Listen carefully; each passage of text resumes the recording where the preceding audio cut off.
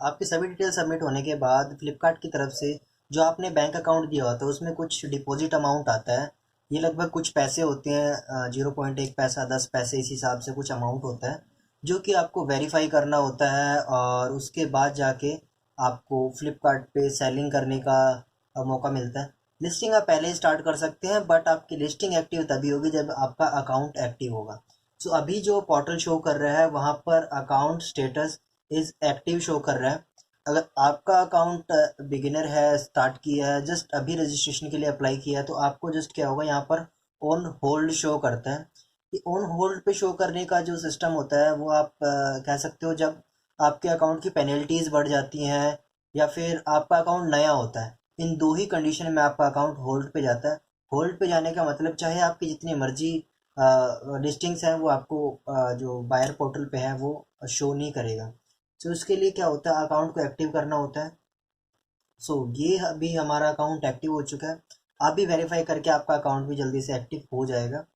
सो इसी हिसाब से आपको देखना है कि जो डिटेल्स आपने डाली हैं वो प्रॉपर है, क्योंकि अगर आप उन चीज़ों को बार बार अपडेट करोगे तो काफ़ी लंबा टाइम आपका लग जाता है। तो पिकअप एड्रेस से लेकर बैंक अकाउंट तक का आपको सभी बिल्कुल मैच करके सिग्नेचर वगैरह सभी डिटेल प्रॉपर डालनी है। बिकॉज अगर आपकी थोड़ी भी डिटेल मिसमैच होती है तो आपको इन फ्यूचर कोई प्रॉब्लम हो सकती है। जैसे कि आपका पिकअप एड्रेस आपने गलत डाल दिया, फिर कुछ अजीब डाल दिया, जो आपका पिकअप बॉय है वो समझ नहीं पा रहा है, आपकी लोकेशन पे नहीं पहुंच पा रहा है, तो दोबारा अपडेट करने में आपको काफ़ी लंबा टाइम लग जाता है। तो उसके बारे में मैं आपको फर्दर डिस्कस करूँगा। सो अकाउंट इन्फॉर्मेशन कि आपका डिस्प्ले पे जो नाम लिखा हुआ है वो क्या है। उसके बाद पिकअप एड्रेस और login detail, detail and primary detail, यानी कि आपका ईमेल, फ़ोन नंबर वगैरह यहाँ से आप अपडेट कर सकते हो अकाउंट में जाके। तो हम व्यू कर लेते हैं एक बार इसको। व्यू करने के बाद आपको सारी की सारी डिस्प्ले इंफॉर्मेशन, पिकअप एड्रेस और ये टू स्टेप ऑथेंटिकेशन वगैरह सब आपको यहाँ पर शो करेगा। ओके। सो अब मतलब जो आपकी बेसिक डिटेल आपने फ़र्स्ट टाइम सबमिट की थी अप्लाई के टाइम पे, तो वो सारी की सारी डिटेल आपको यहाँ पर शो करेगा। एंड उसके बाद हमारे पास दूसरा ऑप्शन आता है मैनेज में। दोबारा चेक कर लेते हैं एक बारी। अकाउंट मैनेजर, ये हमें इसकी नीड नहीं है because we are managing our account on self. हम अपने आप अपने अकाउंट मैनेज करेंगे और अच्छी खासी सेल भी जनरेट करेंगे, ये मेरा प्रॉमिस है आपसे। और उसके बाद आती है बैंक डिटेल, जो कि आपने वहाँ सबमिट की थी, बट इन एनी केस आपने क्या गलत डाल दी हो या फिर कुछ ऐसा कुछ डिटेल्स डाल दी हो जिसकी वजह से आपको आगे दिक्कत आए, तो आपको उस चीज़ का ध्यान रखना है। ओके। तो आपको बैंक अकाउंट डिटेल भी अगर आपको इन फ्यूचर फर्दर चेंज करनी भी पड़ जाती हो तो आप आराम से कर सकते हैं, कोई इशू नहीं है। बैंक डिटेल में जाके आप आराम से अपना जो मैनेज प्रोफाइल है, मैनेज प्रोफाइल पे आपको क्लिक करना है। क्लिक करने के बाद आपको बैंक डिटेल में जाना है। उसके बाद आप अपनी सारी की सारी डिटेल्स यहाँ पे चेंज कर सकते हैं, अपडेट कर सकते हैं। उसके बाद बिजनेस डिटेल आपकी आप यहाँ से चेक करके डाल सकते हैं। जैसे आपका जो भी है जीएसटी नंबर वगैरह जो भी आपका है वो आपको यहाँ पर शो कर जाता है। उसके बाद आपके पास आता है मैनेज एंड कैलेंडर। अगर आपने कोई छुट्टी वगैरह डिसाइड करनी है, कोई हॉलीडे वगैरह होता है आपका, तो उस कंडीशन में आप यहाँ पे उसको मेंशन कर सकते हो।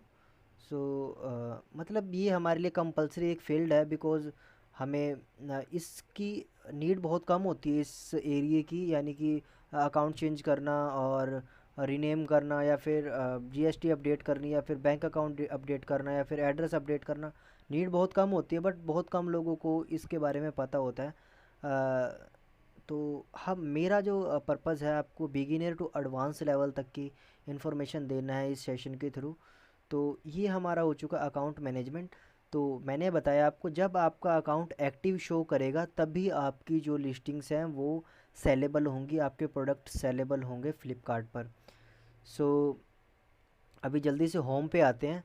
तो होम पे आपका अगर ऑर्डर होते हैं तो आपको न्यू ऑर्डर में शो करता है, और अगर आपकी लिस्टिंग एक्टिव होती है तो आपको यहाँ शो करता है, अदरवाइज़ यहाँ जीरो शो करेगा।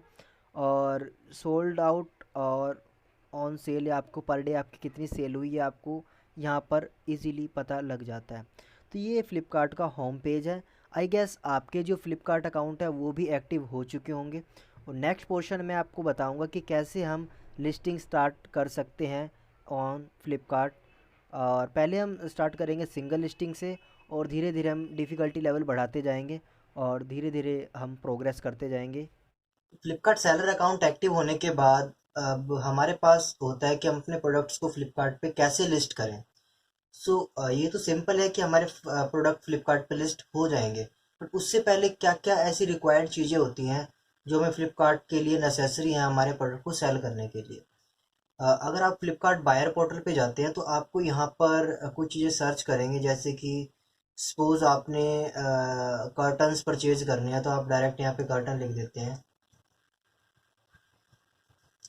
ठीक है, आपने कर उससे पहले प्रोडक्ट डिटेल से पहले जैसे LAV वरने ऐसे कुछ लिखा हुआ है, होम, सिजलर, अर्बन होम्स, तो ये सभी क्या है, ब्रांड नेम है। अब जैसे ओप्पो, वीवो या फिर अदर फ़ोन की मोबाइल की कंपनीज हैं, एप्पल्स हैं, तो ये सभी क्या उनके ब्रांड्स हैं। तो अब आपका प्रोडक्ट तो लिस्ट हो जाएगा, बट आपके प्रोडक्ट की जो आइडेंटिटी है वो ब्रांड्स रिप्रेजेंट करता है। GST आपकी फर्म की एग्जिस्टेंस बताती है, आपकी जो कंपनी है उसकी एग्जिस्टेंस बताती है, बट जो ब्रांड नेम है वो आपके प्रोडक्ट की एग्जिस्टेंस बताता है कि आपका प्रोडक्ट आखिर डील क्या है, क्वालिटी कैसी है, फ्यूचर क्या रहेगा इसका। जितनी ज़्यादा आपकी ब्रांड वैल्यू रहेगी उतना ज़्यादा आपका प्रोडक्ट फेमस होगा, और उतनी ज़्यादा आपकी सेल आएगी। जितने लोग आपके ब्रांड को जानेंगे उतने ज़्यादा आपके पास सेल आने के चांसेस और भी ज़्यादा रहेंगे। सो वैसे फ्लिपकार्ट में आप ब्रांड रजिस्टर भी करवा सकते हो, बट अगर आपके पास स्टार्टिंग है और आपके पास ज़्यादा बजट नहीं है तो आप नॉर्मल कोई लोकल ब्रांड चूज़ करके भी उसको यूज़ कर सकते हो। बट आपको ध्यान इस चीज़ का ये रखना है कि अगर आप लोकल ब्रांड को चूज़ करके लिस्टिंग स्टार्ट करते हैं तो उसमें आपको क्या होगा, इन फ्यूचर अगर वो ब्रांड किसी और पर्सन ने रजिस्टर करवाया तो आपको जो टोटल आपकी जो मेहनत की हुई है, आपने जो टोटल सेल थी, वो आपका अकाउंट बिल्कुल डेड हो जाएगा। तो ये बातों को हम साइड रखते हैं, और अगर मैं नॉर्मल आपको बताता हूँ, आपको सबसे पहले यहाँ पर सर्च करना है कि जिस ब्रांड में आप रजिस्टर करने वाले हो, जो ब्रांड आप यूज़ करने वाले हो, वो ब्रांड यहाँ पे एग्जिस्ट करता है या नहीं करता। उसके लिए क्या करना होगा, आपको ऐड न्यू लिस्टिंग पे क्लिक करना होगा। ओके, ऐड न्यू लिस्टिंग में क्लिक करने के बाद आपके पास यहाँ पर बहुत सारे ऑप्शंस हैं। ओके, आपके पास मल्टीपल ऑप्शंस हैं। ये कुछ इस हिसाब से आपके पास थोड़ा पॉपअप्स वगैरह आएंगे, आपको स्किप कर देना है।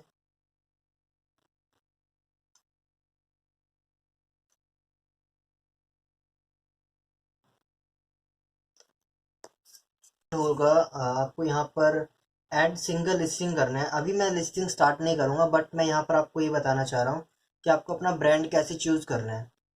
सो सपोज मैंने कर्टन सेल करने हैं और मैं करूँगा यहाँ पर कर्टन्स पे क्लिक, और अदरवाइज आपके प्रोडक्ट से रिलेटेड है। सो अभी मैं लिस्टिंग नहीं करने वाला, मैं अभी सिर्फ ये चेक करने वाला हूँ क्योंकि जिस ब्रांड में मैं सेल कर रहा हूँ क्या वो ब्रांड अवेलेबल है। सिलेक्ट ब्रांड पे क्लिक करूँगा तो मैं यहाँ पर आपको मल्टीपल ब्रांड्स शो होंगे, मतलब आपको डालने होंगे। सपोज़ करो आपको ABC से सेल करना है, तो मैं चेक ब्रांड करता हूँ, तो ये ब्रांड अवेलेबल नहीं है। तो अगर नहीं होगा तो आपको इसके लिए अप्रूवल डालना होगा, आपके पास ब्रांड रजिस्ट्री कंपलसरी होती है उस कंडीशन में। बट अगर आप इसके अलावा जेड कारपेट